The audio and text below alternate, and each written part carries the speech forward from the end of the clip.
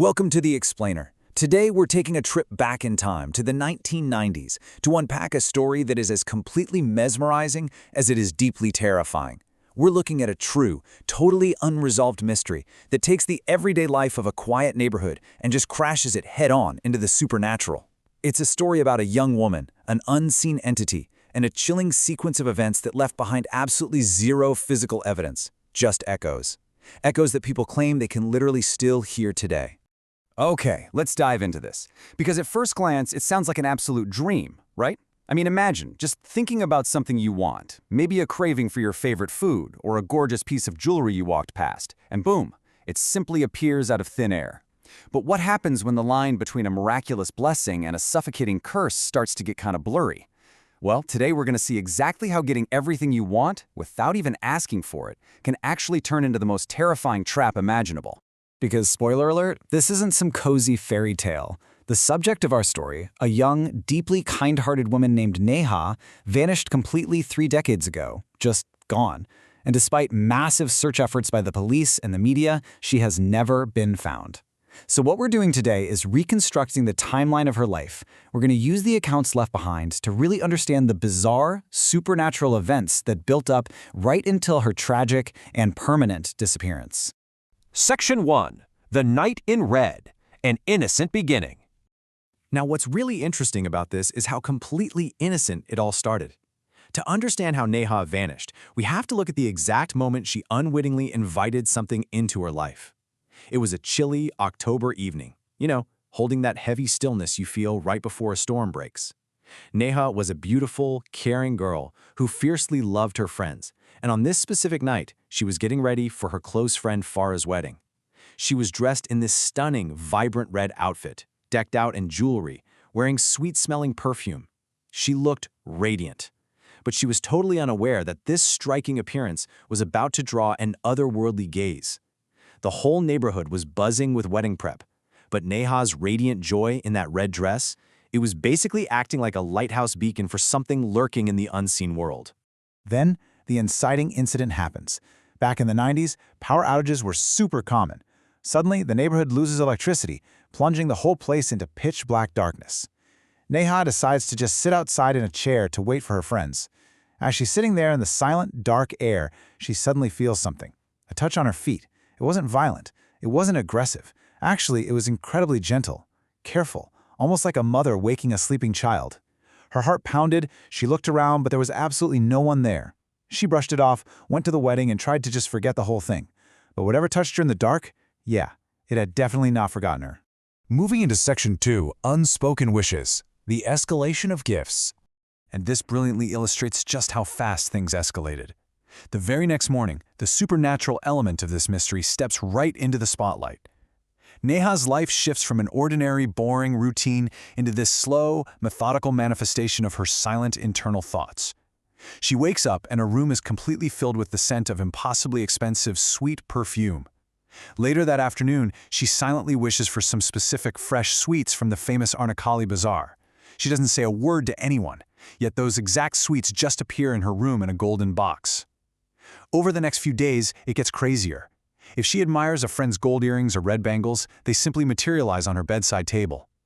The climax of this phase happens when she sees a wealthy woman at a wedding wearing a diamond necklace. Her mother gently tells her they can't afford it. Well, the next morning, an even more brilliant diamond necklace is sitting right under her pillow. Just to test it, she silently wishes for a radio, a total luxury item back then. The very next day, the radio is there. The entity is now completely entrenched in her reality. Which brings us to Section 3, the entity revealed, a dangerous friendship. So, Neha was absolutely terrified, right? But, actually, scratch that, she was also incredibly curious. One night, when her house was completely asleep, she stood in her empty room and demanded out loud, "Who are you? Show yourself." Suddenly, dust violently swirls together into the shape of a handsome young man, but with this unnatural, strange light in his eyes. He looks at the terrified girl and simply says, "Don't be afraid. I am your friend. I just want to see you happy." He confessed that he was a jinn, a supernatural entity from Islamic mythology, and that on that October night when the power went out, he had fallen hopelessly in love with her. He was the one who touched her feet. He had been with her every single second since. And I really want you to pay attention here, because Neha's decision to accept this friendship instead of immediately running for help, that was the fatal mistake that sealed her fate. For one whole year, they actually had this deceptive peace.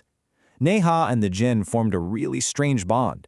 He just kept fulfilling her every desire, talking to her, keeping her company. For a young girl, it felt like having an all-powerful, invisible best friend. But supernatural attachments like this, they are rarely, if ever, truly benign. This blessing was, in reality, a ticking time bomb, just waiting for the right trigger to detonate.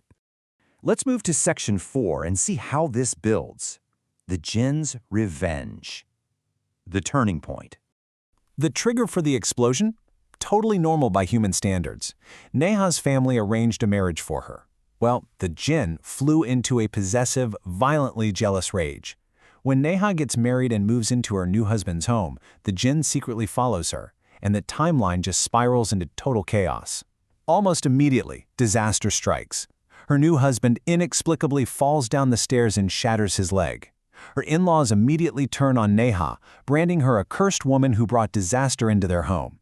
And at the exact same time, the jinn continues forcing these luxurious, unexplained gifts into Neha's room. Her husband, knowing full well they have no money, becomes deeply suspicious of her fidelity. I mean, what would you do? You're trapped in your own home, drowning in accusations, while being secretly stalked by something invisible. Between the violent jealousy of the jinn, the paranoia of her husband, and the sheer hatred of her in-laws, Neha's new life completely collapses into a living hell. Reaching her absolute breaking point, Neha finally confronts the entity. She rejects him entirely, shouting the fatal words, "You are a curse to me. Leave. I never want to see you again." The jinn goes dead silent. A horrifying look of sheer rage crosses his face. He coldly tells her that if she doesn't want him, she is about to learn exactly what her life looks like when he decides to ruin it. This right here is the exact moment his twisted, obsessive love violently flips into vindictive, pure hatred. So the crucial point is the dramatic sensory shift that happens next. Where the jinn previously filled her room with the beautiful scent of expensive perfumes, he now completely weaponizes her environment. He replaces that sweetness with an unbearable, rotting stench that just permeates her room. Actual garbage physically manifests and piles up out of nowhere, no matter how much she cleans. And worse, the rotting stench attaches itself to Neha's clothes and her literal skin. No soap, no boiling water, no amount of human perfume can wash it away. The smell is so bad it drives her husband completely away from her, and she is left utterly isolated, surrounded by supernatural decay. Which leads us to Section 5, the final disappearance. A desperate attempt at survival? Broken and literally terrified for her life, Neha finally confessed everything to her mother. Her mom immediately took her to a reputable alim, a religious scholar highly experienced in the supernatural. The alim instantly realized the extreme danger she was in. In Islamic lore, a deeply vindictive jinn requires intense, rigorous spiritual defense, and these scholars take these situations incredibly seriously. It's a matter of life and death. The alim provided Neha with a taweez, which is a protective amulet, but it came with a dread-inducing set of rules. Rule number 1, she must always keep the taweez on her physical person. Rule number 2, she must never, ever let it drop to the ground. And rule number 3, she must never speak the jinn's name aloud. The scholar made it crystal clear, this taweez was the literal only barrier keeping the entity from consuming her.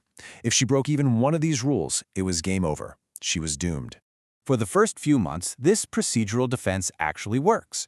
The horrible stench fades, the bizarre gifts stop, and peace is tentatively restored in Neha's life. But then comes a crisp November day. Neha leaves her house to run a simple, everyday errand. Evening falls, and she doesn't come home. Night falls, and she is still gone. The police are called, the media gets involved, massive, citywide searches are launched. But they find absolutely nothing. No trace, no witnesses, zero clues. For the next 30 years, Neha simply ceases to exist in the physical world. Did the taweez slip from her clothing? Did she accidentally drop it? Or did the jinn just grow too powerful to be stopped? And that brings us to today. 3 decades later, locals still report something deeply unsettling about the house where Neha used to live. In the dead of night, neighbors claim they can hear unexplained noises. The distinct, heartbreaking sound of a young woman crying, echoing right through the dark. It begs the ultimate unresolved question. Did the jinn take her to a place from which she literally cannot escape? And are those cries in the night still her, trying to find her way back home? Thank you so much for joining me on this deep dive. Keep wondering, keep learning, and I'll catch you in the next explainer.